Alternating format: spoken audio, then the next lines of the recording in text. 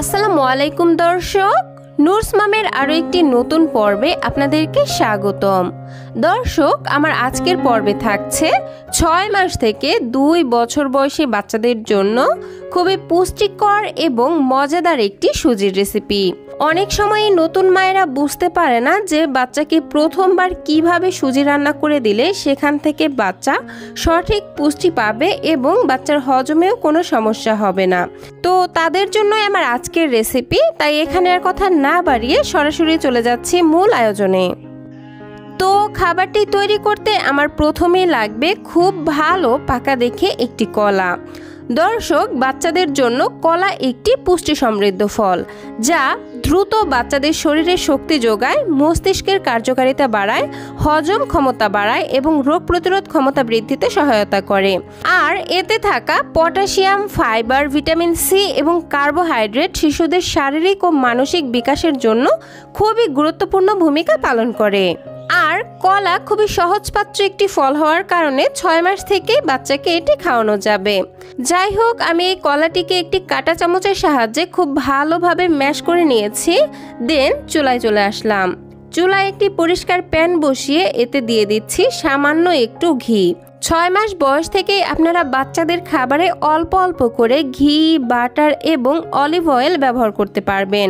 তবে শুরুর দিকে খুবই সামান্য একটু করে দিবেন, দেন আস্তে আস্তে পরিমাণটা বাড়াতে পারবেন।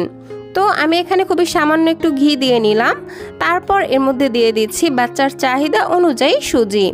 এই সুজিটা আমার ঘরেই তৈরি করা, আর এই সুজি ঘরে কিভাবে স্বাস্থ্যসম্মত উপায়ে তৈরি করবেন তার একটি রেসিপিও আমার চ্যানেলে দেয়া আছে। আপনারা চাইলে সেই ভিডিওটি দেখে নিতে পারেন।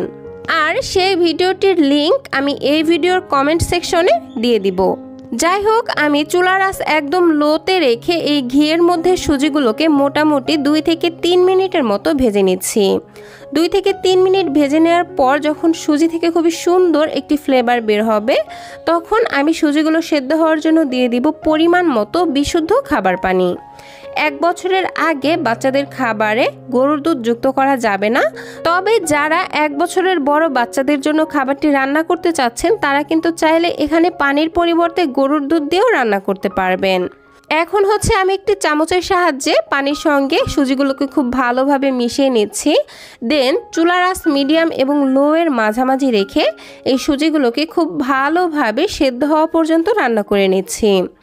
বাচ্চাকে প্রথম সুজি খাওয়ানোর ক্ষেত্রে একটা কথা অবশ্যই মাথায় রাখতে হবে যে সুজিটাকে খুব ভালোভাবে সেদ্ধ করে নিতে হবে, কারণ কোনোভাবেই বাচ্চাকে আধা সেদ্ধ বা কাঁচা সুজি খাওয়ানো যাবে না। এতে করে বাচ্চার বদহজম হয়ে ডায়রিয়ার মতো সমস্যাও দেখা দিতে পারে।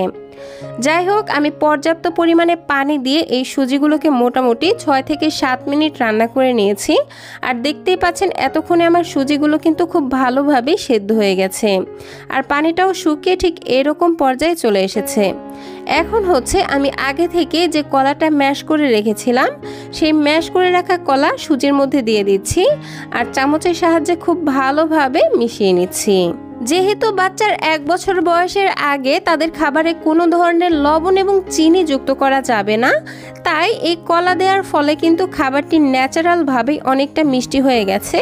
এ কারণে বাচ্চাদের এই খাবারটি খেতে খুবই ভালো লাগবে। তো আমার সুজি রান্না কিন্তু হয়ে গেছে। আমি সুজিটিকে ঠিক এরকম ঘনত্বে রেখে চুলা থেকে নামিয়ে নিচ্ছি।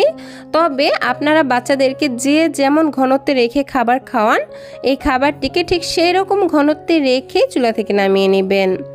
এই তো দর্শক, তৈরি হয়ে গেল বাচ্চাদের জন্য খুবই পুষ্টিকর এবং মজাদার একটি সুজির রেসিপি। এইভাবে সুজি রান্না করে আপনারা বাচ্চাদেরকে 6 মাস থেকে খাওয়াতে পারবেন। তো দর্শক, এই ছিল আমার আজকের আয়োজন। ভিডিওটি ভালো লাগলে প্লিজ একটি লাইক দিবেন এবং যাওয়ার আগে সুন্দর একটি কমেন্ট করে যাবেন। বাচ্চাদের জন্য এরকম আরও নিত্য নতুন পুষ্টিকর খাবারের রেসিপি পেতে প্লিজ আমার চ্যানেলটিকে সাবস্ক্রাইব করে পাশের ঘন্টাটি বাজিয়ে অলে সেট করে রাখবেন পরবর্তী ভিডিওর নোটিফিকেশন সবার আগে পাওয়ার জন্য। আজকের মতো বিদায় নিচ্ছি। আল্লাহ হাফেজ। আসসালামু আলাইকুম।